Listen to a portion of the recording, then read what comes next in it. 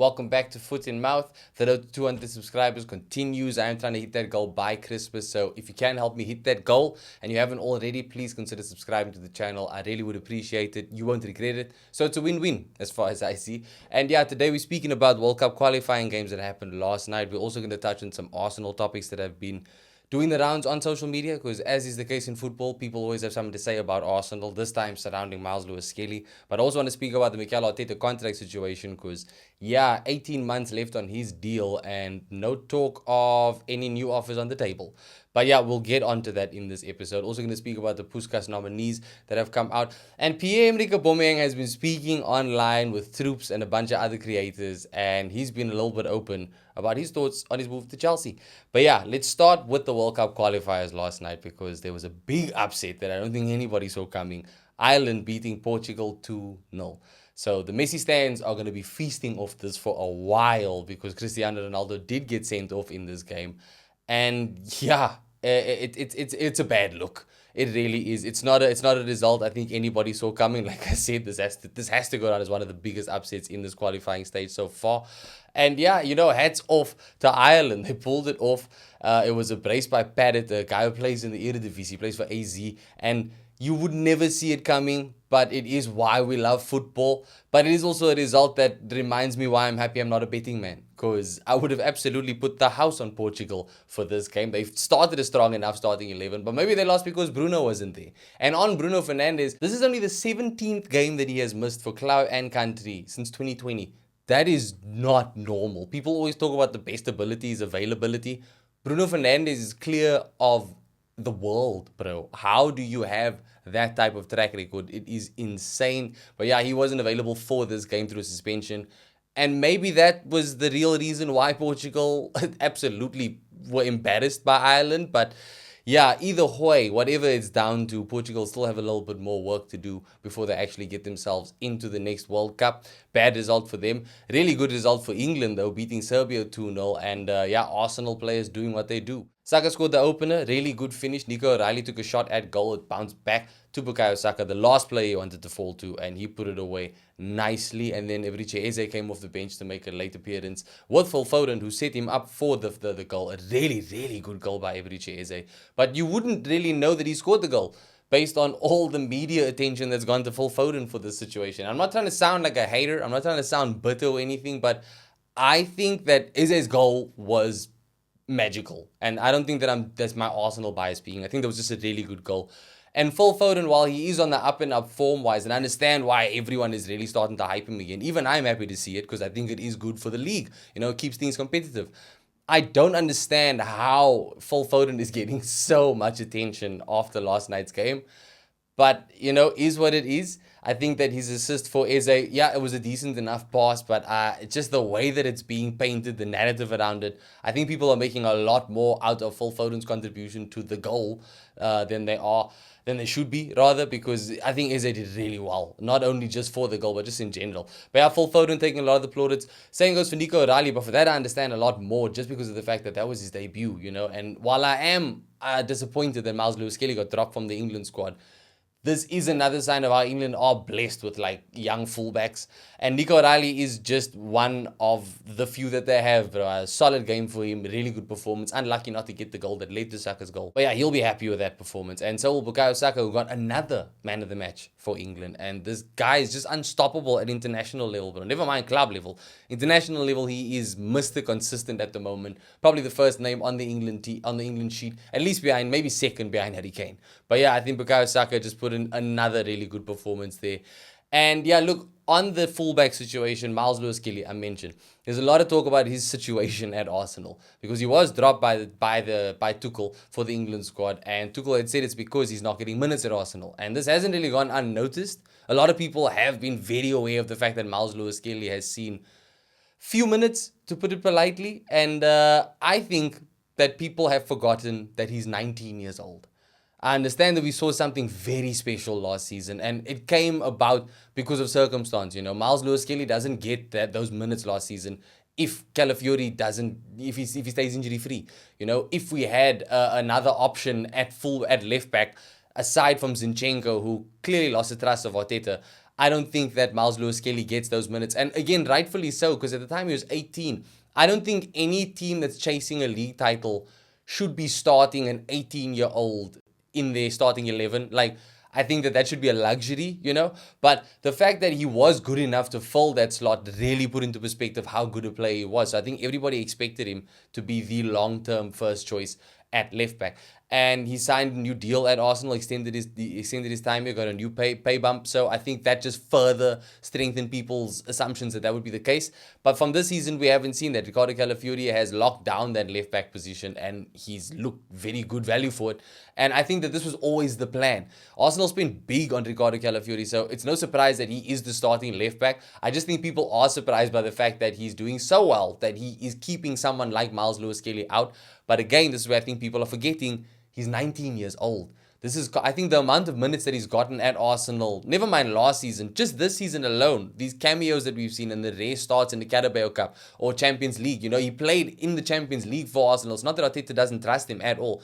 He's playing, maybe it's just more a matter of quality over quantity right now, but the games that he's featured in and the minutes that he's getting, I think are perfectly fine for a 19-year-old. So I don't think that he's making any noise about leaving the club anytime soon. Although people are still talking about the possibility of a January move, like on loan. And can I just say, if that does happen, that'd be perfectly normal. He's 19 years old. And Arsenal, we do have a lot of options right now at fullback. We've also got Nketiah now, who can play at left back.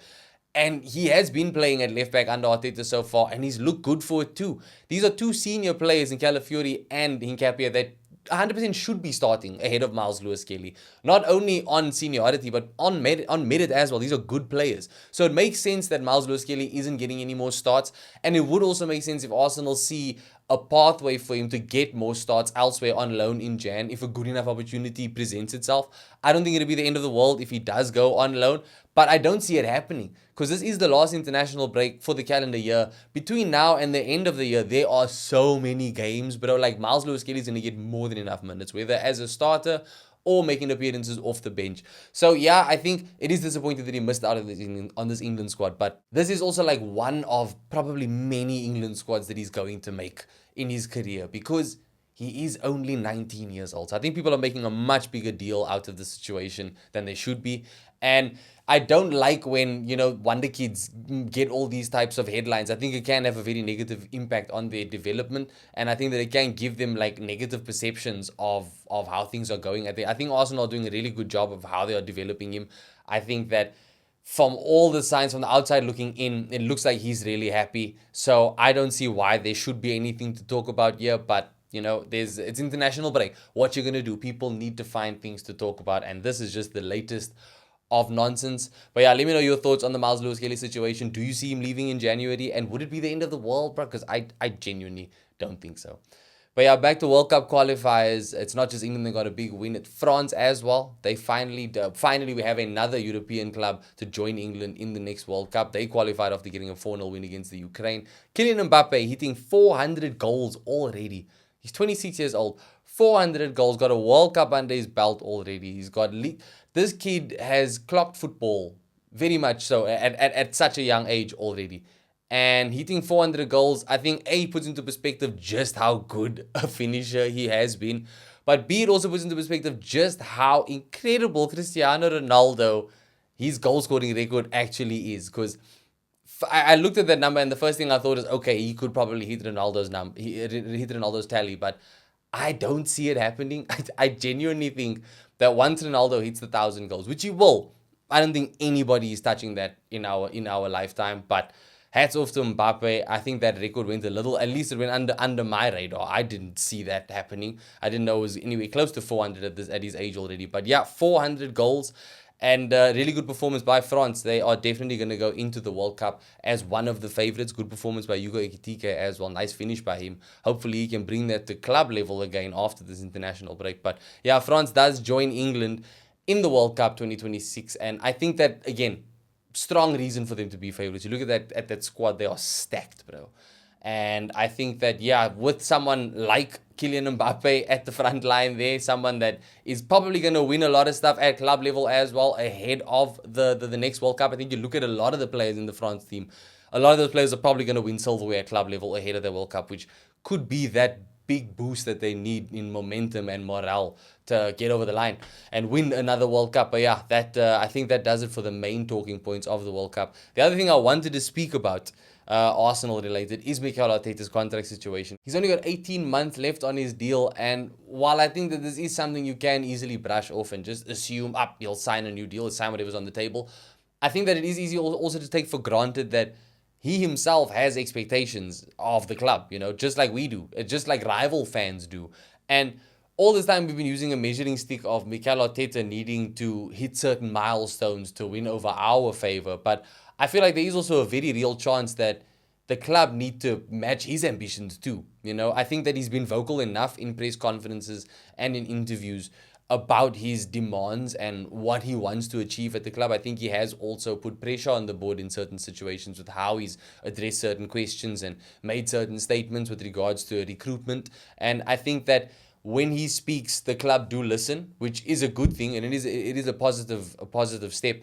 But I also think that 4 times a bridesmaid may be a bit much, and he may eventually start to feel a bit limited. I think after the last transfer window we had, it's going to be a long while before he is backed like that. Or at least, look, in January, I believe the club are going to absolutely throw everything at him again to really finish off the job. But I think after this season in general, it's probably going to be a while before the board do back him financially in the transfer market. And to be fair, we shouldn't need much financial backing. We've got young enough players to carry us for a few seasons. We've got good enough prospects in the youth team to be integrated into the first team to fill any spaces. So I think that after this season, regardless of what Arsenal win, you're probably going to see a much more dialed down approach. But maybe that doesn't work for Arteta. Maybe he wants more. Maybe he wants to go the Man City way and regularly add big, exciting new pieces to his puzzle. But I think it is easy to assume that he'll stay. Even I just believe that he'll stay. I just think that it may be something that goes a little bit under the radar, that he himself would have expectations that the club also do need to meet. And if he feels that he's done everything he can, but the players that he has can't get over the line, or he doesn't feel sufficiently backed by the board for whatever reason, and he can't get over the line, then he's going to have whatever offers he wants on the table if he does announce that he's going to leave Arsenal. That much I am 100% sure of. So I do understand why there would be a talking point here, because I think it is a concern. And I think that, albeit he is one of the highest paid managers in the league, I think that it's justified in the current climate of football. I understand that he hasn't won much. For a lot of people don't think that he justifies it. But I think if you know football and you appreciate football, you understand how much value he is to the club. And I think that if the club do lose him, or if he does start to show signs of doubts, the domino effect could honestly be catastrophic at Arsenal. Every single thing that we have built can easily come tumbling down in a season. I genuinely believe it. I think a lot of the reason why players like Gabriel and William Saliba and Bukayo Saka will sign new deals, and a lot of the reason why players like Zubimendi join Arsenal, players like Jokeres join Arsenal, is because of Mikel Arteta. I think if you lose that, you lose the core of the squad. You definitely lose the core of the squad. I think Martin Odegaard would leave. You'd probably see a mass exodus. It'd be like when Arsenal moved to the Emirates all over again. I don't want to see that anytime soon. The players love the manager. The manager seems like he loves the club. He loves the players too. I don't think he has any plans to leave, but you never know what the future holds. And I just think that it's important to remember that he has expectations just like we do. And even if you are a Mikel Arteta out type of fan, which I don't understand why, if that is you, then I think you also do need to understand that if Arteta does leave, there's a lot more people that follow him. I think it'll be a handful that stay behind. I think Gabriel would stay. Gabriel would absolutely stay. I think he loves Arsenal through and through. Trophies or no trophies, I think he'll stay. I think Saliba walks. There's a chance Saliba walks even if Arteta does stay. But I think Saliba walks. I think Saka and Odegaard 100% leave. So I think that's just my opinion on it. I think that Mikel Arteta's contract situation is very much a big deal at Arsenal, because he is holding everything together, win, lose or draw. And I do also think that he is destined to be one of the greatest coaches that we see in football, bro. It's only a matter of time, and I'm a patient guy. Sticking with the Arsenal theme, Pierre Emerick Aubameyang has been speaking online with troops and a few content creators, and he's been very open about his regrets at making that Chelsea move. Something that I think everyone understands. I don't think anybody thinks that move went well. And yeah, it just reminded me of how messy that whole situation got, bro. Like, not only were you an Arsenal player joining Chelsea, but you were the Arsenal captain. And a lot of Arsenal fans had a very special place for him in their hearts, myself included, you know. He joined Arsenal at a very dark time, and he was one of the few shining lights there. A back-to-back Golden Boot winner. He spearheaded us to ending a way overdue, way too long a trophy drought to win our FA Cup. And even in the Community Shield, you know, he played an integral part. Like I said, became the captain. But he wasn't the best captain. I'll be the first to admit it. I was never really convinced by him as a captain. That was when everybody was clamoring for Kylian Mbappe to be captain. But yeah, I think that as far as a player goes, from that time, he's probably the only player that would make it into this current Arsenal team from the club that Arteta took over. So much has changed since then. But yeah, I think if Arteta could have a pick of anybody from then, Aubameyang would be the easiest pick of that team, who could slot into this current team and do a job. But yeah, it was disappointing when he joined Chelsea because, yeah, while I was annoyed that he went there, and we saw the videos of him dancing with his family and the Chelsea kids. We saw the Arsenal shorts still on, by the way, brother. But yeah, it was disappointing the way it all happened for him. You know, it's never nice to see a player struggle like that. It really isn't. I was happy to see him succeeding at Barcelona, I can't lie. Although things didn't go well for him in his personal life there. His house was robbed, and for his family's sake, he felt, let me move. And Chelsea was the only option on the table. So I don't blame you for moving to Chelsea. But yeah, I think the antics around it just weren't a good look. And I think he does regret. I mean, he openly says he regretted it. He definitely regretted it. I think it's a lot more than just for footballing reasons, because footballing wise, it did not work out at Chelsea. That was one of the worst transfers we've ever seen. And yeah, but I think just personally, you know, he was loved by Arsenal fans, and a lot of Arsenal fans turned away from him after that move, which I can understand. But yeah, it made me realize that, you know, he's one of so many stories that has happened, and it got me wondering what are some stories that you can remember, because I think the big ones that we remember are Alexis Sanchez to Man United. He was very vocal, talking about how he wished he could have torn up his contract after his first training session there. You know, you look at someone like Torres going to Chelsea. I think a lot of people know that he regretted that one. And it just got me thinking, yeah, like there are a decent amount of them. So what was the most standout for you? And I'm not talking about like snake players, you know, because Van Persie will always be the poster boy of snakes. But what was the most standout move for you, where a move that you really just were questioning from the get-go, why is this even happening, and one that did actually just bomb, like the Aubameyang move, something like that? I don't want to put together a bit of a list, and like I said, I am going to do some episodes with a guest or two on the show at some point, so could probably go through it with another guest and we can do a tier list of it. But yeah, for now, let me know your thoughts in the comments below. Absolute bombs of a move that you think that players must 100% regret. I think Chelsea's got a couple as well, with like Danny Drinkwater and Ross Barkley. But yeah, let me know your thoughts. And just to close things off with the Puskas nominees, I think all of them 100% warrant a nomination. That goes without saying. There you can find all the highlights of each of these goals on any social media platform, basically, at this point. But one that I think not many people will need reminders of is Declan Rice's free kick against Real Madrid. It's his second free kick from that game. That one's been nominated. Honestly, yeah, call me biased because of the Arsenal fan in me, but 100% give it to Declan. I think that is the greatest free kick I've probably ever seen in my life, outside of like highlights, because naturally Juninho's got some worldies, Ronaldo, Roberto Carlos. There are some absolute classics, but I mean, like, in my time of watching football, that Declan Rice goal, if we are basing this purely on that year, that season, sensational.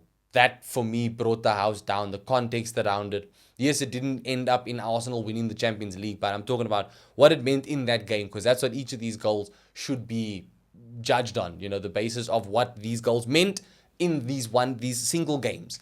And I think as far as that's concerned, Declan Rice, for me, 100%. But yeah, let me know if you would give it to anybody else, and if I am just being a biased Arsenal fan. Thank you as always for watching the video. Leave it a like if you did enjoy it, and remember, road to 200 subscribers. So if you haven't already and you stuck around till this point in the video, please consider subscribing to the channel. You will not regret it, and I would appreciate it. Let me know your thoughts on everything we spoke about today in the comments below. I'll catch you in the next one.